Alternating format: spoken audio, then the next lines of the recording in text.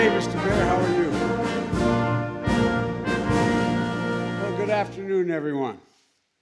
It's a great beginning of the 4th of July weekend. Madam Vice President, Mr. Leader, how are you? Good to see you.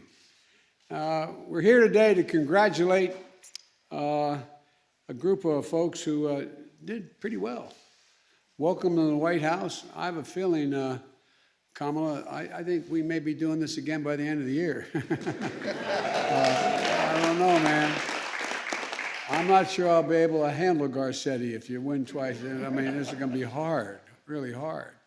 But the 2020 World Series champions, the Los Angeles Dodgers, are here.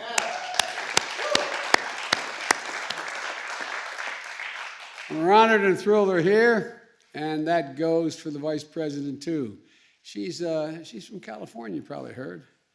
I'm not going to mention which end of the state she's from right now and who she roots for, but is Doug here? I know he was. I thought he may. I tell you what, well, we have, when you talk about mixed families, I got a mixed family and she's got a mixed family based on baseball and sports. I'm not going to mention that team in Northern California, in the San Francisco area. And I'm not going to mention that team in Philadelphia. My wife is a Philly girl from her belt buckle to her shoe soles. And if I root for anybody but the Phillies, I'll be sleeping in the Lincoln bedroom alone. But it's, sometimes, well, no, never. Anyway, but the Dodgers are a lot more than a baseball club.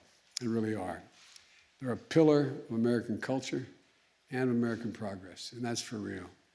The team that brought us the voice of Vin Scully and Sandy Koufax and Fernando Valenzuela, and I was talking with staff, and they said, I want to teach you how to pronounce that name. I said, I watched him pitch. But I'm only 37. But I wish, anyway, above all else, the heart of Jackie Robinson. Now you're building a new dynasty for a new generation. And I've often said that it's never a good idea to bet against the American people. I tell that to every world leader I encounter. Well, now we know it's never a good idea to bet against Mookie. And Mookie was a hell of a ball player, but and the guy who used to love Mookie is my chief strategist, Mike Donlin. But he didn't want to talk to Mookie anymore. Mookie left Boston. And this is a Boston fan. So, I mean, there's nothing like dividing staffs based on baseball. But, folks, it's not a good idea to bet against Clayton either, or Cody. This is a world championship organization because they've got a team full of guys who stepped up when they were called upon, just stepped up. And it takes a team to finish with the best record in baseball to knock out the Brewers, the Padres, the Braves, the Rays, and win it all. And the Dodgers just didn't win. You finished with the highest winning percentage of any team since 1954. Think about that, the winningest ball club since 1954. It takes a team to persevere through one of the most challenging seasons, one of the most challenging years in our nation's history. In the pandemic, when it struck, it upended just about everything, every part of American life. Families were grieving for loved ones lost, the economy collapsed, and the pain and fear in the nation were immeasurable. And when the season began, it was easy to feel like they had bigger things to worry about than just sports. And of course we did, and we still do, but I think what we discovered is that we need sports more than we ever realized. We see it now as fans return to ballparks and arenas all across the country, cheering on their favorite players and teams, sharing that sense of community and pride. It's a uniting feature, as I said to you guys in the other room. And when we go through a crisis, very often, sports brings us together to heal, to help us feel like things are going to be okay. They're going to get better. For a few hours each day, feeling and sensing and experiencing something familiar, something normal, something that's fun in the middle of the chaos, and believing that we're going to get back to all that we're missing, and we're going to get back to it someday soon. So today, we celebrate your incredible achievement. We celebrate the great work you do on and off the field, in the community, and on childhood literacy, preventing bullying, and so much more. For the way this team is built, and from the way it's built, I suspect we have many of you, as I said, maybe back visiting soon. Above all, as we beat this pandemic and celebrate fans coming back to stadiums, we celebrate something else, a national achievement. We came together as fellow Americans, frontline workers, friends, families, neighbors, looking out for one another. And Dodger Stadium was the heart of that effort. I want to thank the ownership for that. The heart of the effort. Administering more than 1 million COVID tests at the stadium and getting nearly 500,000 vaccine doses in people's arms. Dodgers also helped us come together by being the first team in baseball to make their stadium available to voting as distance outdoor vote centers during the last election. So not only does Dodger Stadium host world champions, it helps save lives and strengthen our democracy as well. Together as a nation, we've proved that it truly is never a good bet to bet against America. America's back, and the Dodgers are back. So congratulations to all of you, and the best of luck the rest of the season. May God bless you all, and may God protect our troops. Thank you.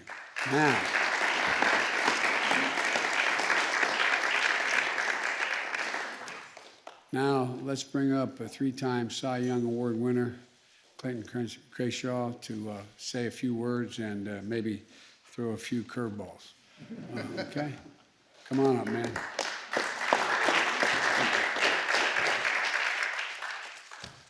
Hi, everybody. First time to speak at the White House, so sorry if I'm a little nervous. But Mr. President, thank you for having us. It's an honor to be here and get to celebrate our World Series victory here at the White House. Last season was a special one for us, but it was also a challenging one for our country, and our hope was that we were able to provide just a little bit of joy and comfort and relief to our fans that were going through some tough times.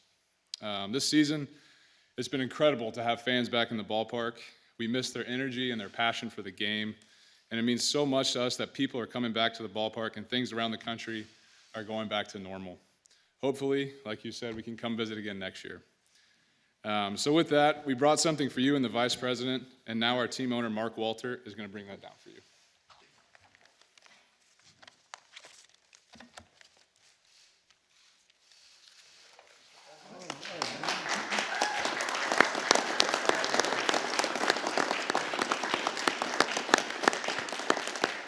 I want to show you I'm a man of courage.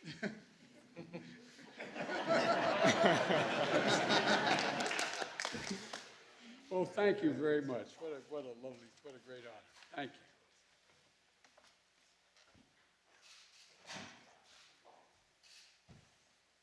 I think Doc's going to come up now and present to the Madam Vice President.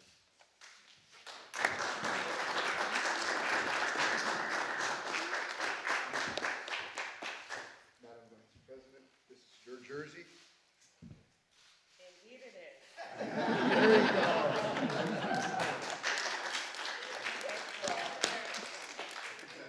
Thanks, guys. That blue looks very good on you. There we go. All right. Okay. Thank you. Thank you. Thank you so much for having us. Thank you, man. Appreciate it. Thank you. All right.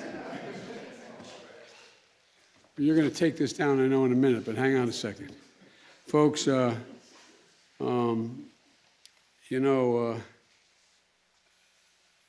I think even the Americans who aren't baseball fans, there's an awful lot of baseball metaphors, an awful lot of it creeps into every part of our language and our culture. And it has been one of the great equalizers.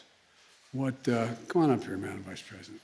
What the Vice President and I spent a lot of time working on making sure we do is deal with the equity in the United States. Yeah. Making sure that we change the dynamic in a fundamental way, that, you know, we are the only nation in the world organized based on an idea. Every other nation is based on a notion of culture or geography or religion.